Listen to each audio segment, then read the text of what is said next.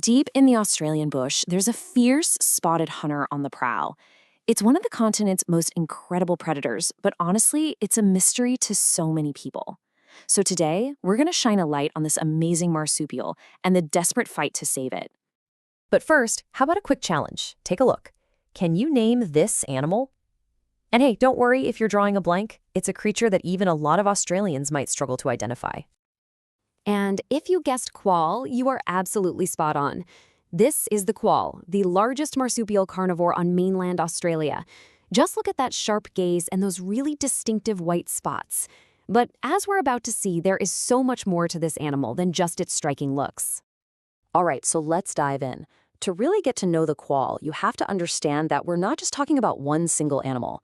We're about to meet a whole diverse and fascinating family of these spotted carnivores. So what is a quoll exactly? Well, the name covers a whole group, or genus, called Dasyurus.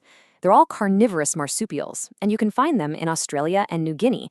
They're all defined by those trademark white spots, and they play this super important role as predators, keeping everything in balance. And this is where it gets really interesting. Quoll isn't just one type of animal. There are actually 6 different species in the family. 4 of them are here in Australia, from the really big spotted-tailed quoll down to the northern quoll, which has these cool little grooves on its foot pads to help it climb. And then the other 2, the bronze and New Guinea quolls, are found only in New Guinea. Okay, so if you're ever lucky enough to actually see one, here's a pro tip for you.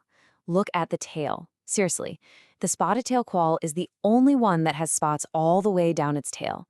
For every other species, the spots just stop where the tail begins. It's a really simple trick to identify the biggest one of the bunch. But, and this is a big but, our story takes a much more serious turn here. Because despite being such skilled predators, quolls are in deep, deep trouble.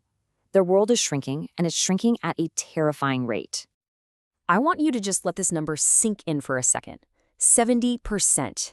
That's how much of the Australian continent the western quoll, it's also known as the chuditch, once called home.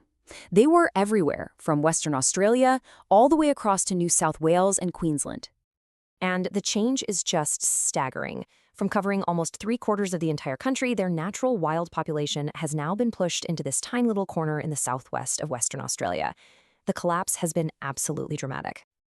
And the western quoll's story isn't unique. The eastern quoll used to thrive all across southeastern Australia, but by the 1960s, it was just gone, wiped out completely from the mainland. The only reason the species survived at all is because there was an isolated population way down in Tasmania. So the big question is, what on earth happened? How did things get this bad? Well, it wasn't just one thing. It was this devastating onslaught of threats. It's a real rogues gallery of culprits. The biggest culprits, the number 1 and 2 on the list, are introduced predators. We're talking mainly about European red foxes and feral cats, which are just brutally efficient hunters.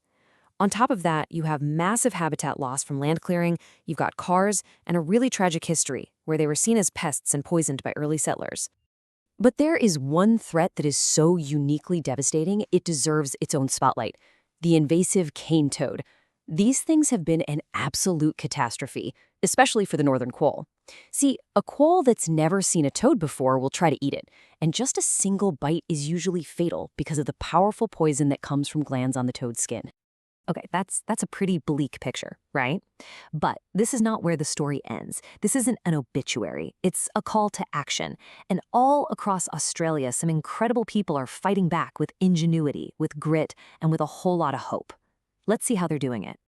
And this is what that fight looks like. This is conservation in action. What you're seeing here are eastern quolls at a feeding station.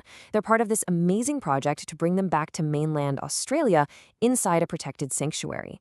It's just a powerful sign that maybe, just maybe, the tide is starting to turn. Now, to deal with that deadly cane toad problem, scientists came up with something absolutely brilliant.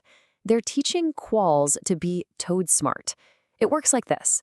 They make these special sausages that have a tiny, non-lethal bit of toad toxin in them. They feed them to captive quolls, which makes them feel sick. And just like that, the quolls learn to associate the smell of a cane toad with feeling awful. Then, when these educated quolls are released, they stay away from toads. And get this, they even teach their babies to do the same. And you might be wondering, do these programs actually work? Well, let's look at the numbers. Take this one, 353. That's how many western quolls, or chuditch, Perth Zoo has successfully bred and then released back into protected wild areas. These efforts are making a real, tangible difference. You see, saving the quoll isn't about finding one single magic bullet. It's this massive, coordinated effort. It includes captive breeding programs like the one we just mentioned, moving quolls to new, safe, toad-free islands, building these huge fenced sanctuaries to keep foxes and cats out, and these really ambitious projects to bring them back to places they used to call home. All of this progress is so inspiring, but we have to be realistic.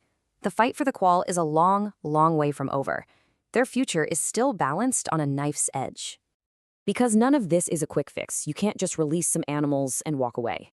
Every single one of these programs needs constant, expensive work. We're talking rigorous scientific monitoring, relentless control of feral predators, and maybe most importantly, significant long-term funding and commitment.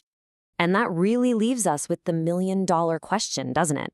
We've seen some absolutely heroic efforts, incredible ingenuity. But is it enough to truly secure a future where quolls can thrive on their own? Or have we basically entered a new reality where these amazing animals will always need our help just to survive? There's no easy answer here. The fate of Australia's spotted hunter is this incredibly delicate thing. It's a story of terrible loss, but it's also a story of incredible resilience and real hope. And ultimately, its future really does rest in our hands. Thanks for joining us.